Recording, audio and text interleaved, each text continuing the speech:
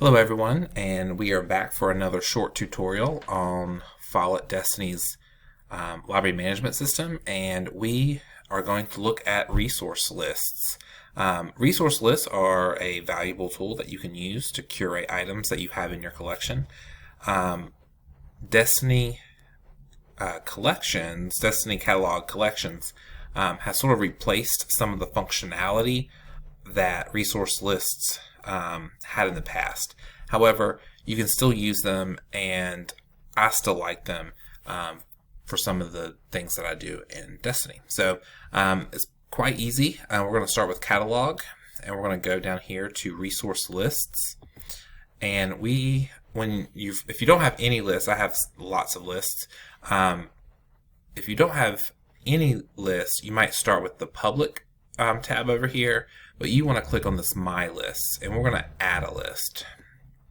So we're going to name this example list, and you can type in a description. We're going to do vampire books in this one. If you wanted to add a co-owner, you could do that as well. Another teacher, maybe someone across the district. It's whatever you want, who you want to be co-owner of this list. This list that makes it public locally is at your school level. Once you're finished curating your sources, you might want to make that list available publicly. I typically avoid making the list public across the district, simply because not every high school has the same materials that I do. So I would avoid using that, but that's just my opinion. And then you're going to click Save. So if we scroll down a little bit, we have an example list, and you can see the little description right there. Here, this Greek mythology is made public locally, and so my whole school can see that. So a lot of these I created simply to make displays out of. So they're a good way to you can print them off and go find the books pretty quickly that way. So we've made our list, and now it's time to add materials to our list. So we're going to go back up here to Library Search, and we are going to search for vampires. So we have quite a few number of vampire books. We're just going to add a few. If you notice, once you add a book, it automatically defaults to that book in the list. And you can see that it makes a little clipboard with a little check mark in it. So you know that you've already added it to the list. And we're going to do this one and this one. So we have materials in our list now. We're going to go back to resource list. We're going to scroll down to example list, and we're going to view that.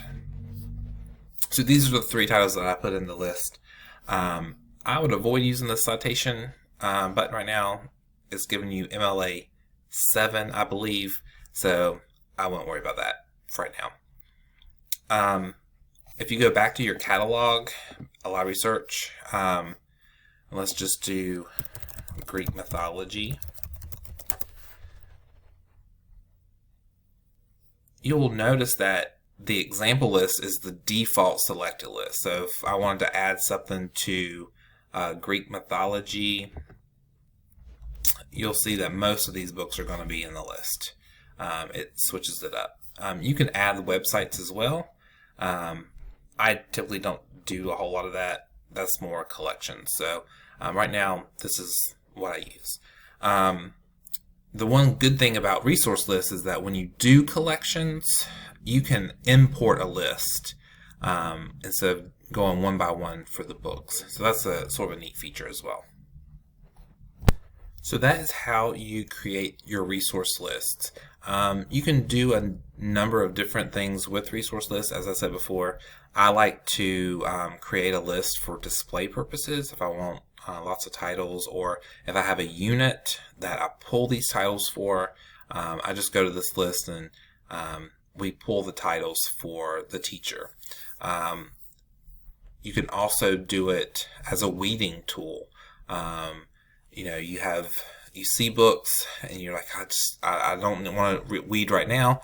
Let me put this on a weeding list so I can go back and later pull it. Maybe a student wants to check out a book and it's really in ratty condition, you might want to say, let me add this book to my to read list, so that when I know at the end of the year, spring semester, I can pull this list. I know that these titles I need to pull, and maybe I'm going to add to a list to buy in the future, or I'm ready to read them now. So that is resource lists, and I hope that you can use them.